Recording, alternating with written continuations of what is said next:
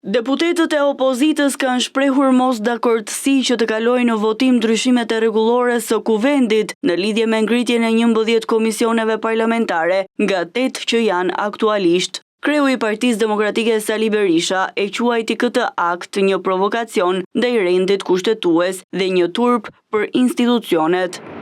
Fillosh detyrën duke shkelmuar kushtetutën, duke përjashtuar të gjitha hapësirat e përcaktuara nga kushtetuta. Damkos në mënyrë përfundimtare veten tënde. Tregon se nuk je gjë tjetër. Vetëm një sekretar mjeran i kreut organizatës kriminale të Shqipërisë që ka emrin Edi Rama.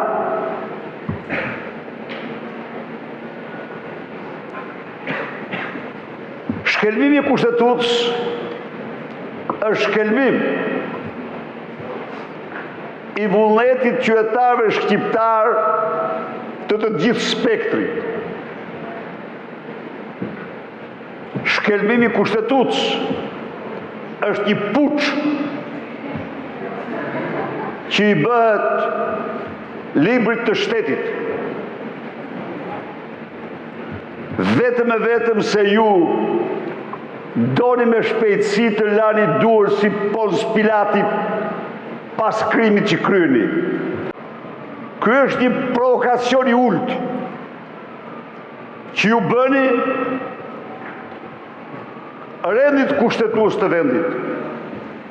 Ky është një provokacion i ulët që ju i bëni qytetarëve të këtij vendi, që i bëni opozitës së këtij vendi. Akti turpshëm. Çfarë do thotë kjo morë? Çfarë keni ju kushtetutën? Statutin e partisë tuaj të krimit e keni atë që sillin këtë mënyrë? Kreu i grupit parlamentar i Partisë Socialiste, Tauland Balla, ka deklaruar se ndryshe nga sa pretendohet nga opozita, Komisioni i Integrimit nuk po shkrihet. I dëgjuam me shumë vëmendje të gjitha diskutimet e kolegëve përfaqësues të Partisë Demokratike në Këshillin për Rregullor Mandatet dhe Imunitetin, sikurse i dëgjuam me shumë vëmendje të gjitha ndërhyrjet e përfituara nga hilja e Ninit 50 rregullores për replik, edhe pse dim gjithë që apo për procedurë, sepse vërteta është tërësisht ndryshe. Ne jemi shumë dakord që ju nuk jeni dakord për të rënë dakord me ne. Ne dim fare mirë sikur gjithçka të kishim sjell ne këtu, që të them të drejtën ka pas marrë mirëkuptimin tuaj 4 vite më parë, as kryetari i Kuvendit, as unë si kryetari i grupit, dhe as kjo mazhorancë nuk do të bëj asnjë hap, asnjëherë nëse ka bindjen që këtu ka shkelje. Këtu s'ka asnjë shkelje. Këtu ka një praktikë konsoliduar parlamentare, por mbi të gjitha, ne jemi në një fazë të Kuvendit që parashikohet në kapitujt 3 dhe 4 të rregullores Kuvendit që jemi në fazën e konstituimit. Ne nuk e kemi mbyllur ende konstituimin e organeve të Kuvendit. Na duhet domosdoshmërisht që sot përmbyllim kryesitë e komisioneve, që nesër të shkojmë te konferenca e kryetarëve dhe më pas të kemi përfunduar gjatë javës tjetër edhe plotësimin e gjithë institucioneve të rëndësishme të këtij kuvendi. Prandaj, ne nuk mund të bëjmë teatr, as ne këtu, dhe nuk ju lejohet as ju të bëni më këtë teatrin që e dini pse nuk jeni dakord. Nuk jeni dakord, ju s'keni punë fare me këtë çështje. Ju s'jeni dakord që kshu ju është thënë mos më qenë dakord. Por ne kemi përgjegjësi. Nga ana tjetër, deputeti i Partisë Demokratike Belind Këlliçi ka shprehur kundërshtimin e tij të fortë ndaj ndryshimeve në rregulloren e parlamentit, duke bërë akuza të forta ndaj shumicës. Unë personalisht e kam të pamundur që të votoj pro ndryshimit të kësaj rregulloreje, për sa kohë aty nuk shoh një komision të domosdoshëm të marrëdhënieve me kartelet e drogës dhe me grupet e strukturuara kriminale, i cili do duhet të jetë në fakt një komision një partjak, dhe ku ju po I hyni në hak antarëve dhe kolegëve tuaj përfaqësuesve ekselent dhe denj të bandave qarkut Elbasan, të bandave qarkut Durrës, të bandave qarkut Shkodër, të bandave qarkut Tiranë. Ju po ishni të drejtën Nesti Angonit që I keni në grup parlamentar që t'jetë kryetari një komisionit përhershëm parlamentar. Kështu që zoti kryetari I seancës, për ta kaluar këtë çështje në heshtje dhe me forcën e kartonave, ju e dini mjaft mirë që ju kartonat I keni. Por mos mendoni se kjo çështje nuk do të jetë pjesë e debatit publik, e informimit qytetarëve dhe e llogaridhënies para qytetarëve shqiptar.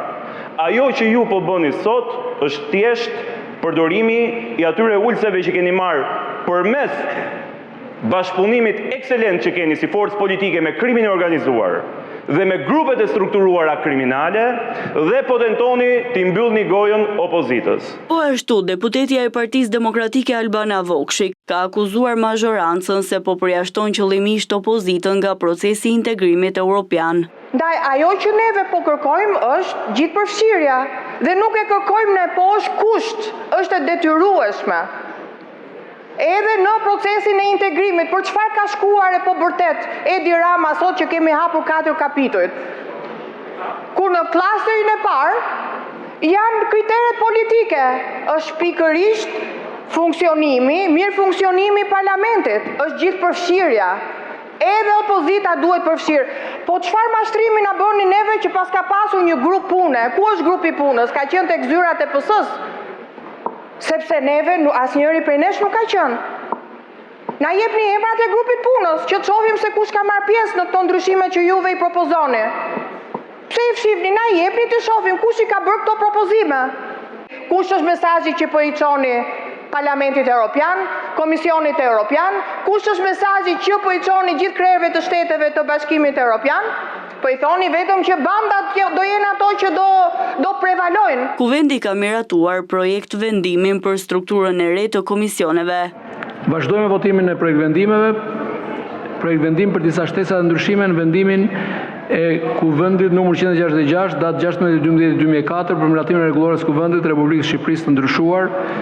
Para votimit po lexoj projekt vendimin për disa ndryshime në vendimin e Kuvendit numër 166 datë 16/12/2004 për miratimin e rregullores së Kuvendit të Shqipërisë të ndryshuar. Në mbështetje të nenit 75 pika 2 të kushtetutës dhe neneve 55 dhe 117 të rregullores Kuvendit, me propozim të një grupi deputetësh, Kuvendi I Republikës së Shqipërisë vendosi në vendimin e Kuvendit numër 166 datë 16/12/2004 për miratimin e rregullores së Kuvendit të Republikës Shqipërisë të ndryshuar bëhen ndryshimet si më poshtë. Neni 1.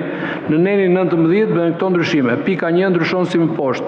1. Kuvendi miraton në seancë plenare ngritjen e 11 komisione të përhershme me emërtesat dhe fushat e përgjegjësisë si më poshtë. Komisioni për ekonominë, punësimin dhe financat, çështjet e politikave ekonomike me përqasje ndaj tregut përbashkët evropian, buxhetin e shtetit dhe mbikëqyrjen e zbatimit të tij, marrëdhëniet e punësimit, lirisë së lëvizjes punëtorëve, financat publike, privatizimet dhe sistemi bankar. 2 votime me elektronik, votimi është I hapur. Hapet votimi në parim me elektronik. Mbyllet votimi 76 pro, 76 pro me elektronik, 79 me gjithë kartonat, pra 79 me elektronik dhe kartona, 0 abstenim, 0 kundër. Projekt vendimi miratohet. Pas diskutimeve dhe mbajtjes së fjalës nga deputetët e mazhorancës dhe opozitës për rendin e ditës, opozita është larguar nga salla, pasi siç e kanë deklaruar më parë nuk pranojnë se këto projekt vendime të kalojnë me procedurë të përshpejtuar.